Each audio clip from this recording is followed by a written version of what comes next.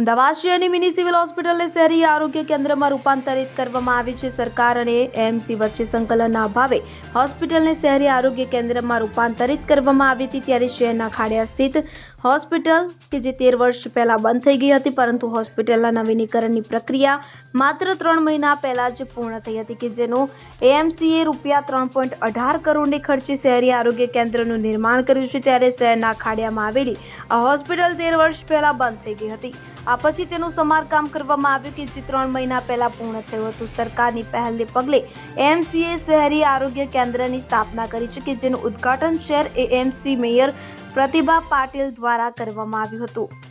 મધ્ય ઝોનના ખાડિયા વોર્ડમાં અમદાવાદ મ્યુનિસિપલ કોર્પોરેશન દ્વારા રેફરલ હોસ્પિટલ કાપડીવાડનું આજે રેફરલ કાપડીવાડ અર્બન હેલ્થ સેન્ટરનું રિનોવેશન રિસ્ટોરેશન કરી અને નવું અર્બન હેલ્થ સેન્ટરનું ઉદ્ઘાટન કરવામાં આવેલ છે, જેનું અંદાજિત ખર્ચ રૂપિયા 317 કરોડના ખર્ચે નિર્માણ થયું છે.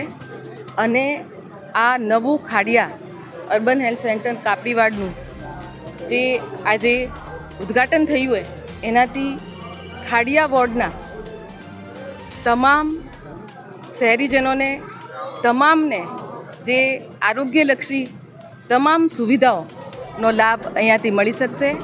અને એની સાથે સાથે જે આજુબાજુની જે જનતા છે, જે લોકો છે, એમને સ્વાસ્થ્યની બધી જ સુવિધાઓ અહીંયા મળશે. એમાં લેબોરેટરી ટેસ્ટ હોય કે રસીકરણનું હોય કે ઓપીડી ચાલુ રહેશે. અને લોકોને અહીંયાથી રેફરલ પણ કરવામાં આવશે.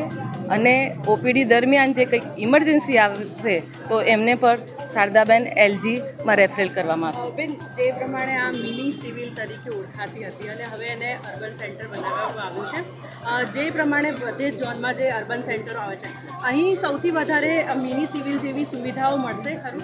હા, જે આમ કહેવાય તો આ આખું આ મધ્ય ઝોનનું એક મિની સિવિલ જે હોસ્પિટલ જેવું અહીંયા અદ્યતન કરવામાં આવશે.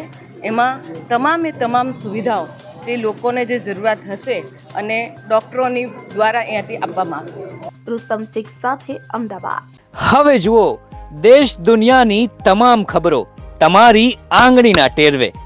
ઉઠાવો મોબાઈલ અને ગૂગલ પ્લે સ્ટોર પરથી ડાઉનલોડ કરો અમારી CN24 ન્યૂઝ મોબાઈલ એપ.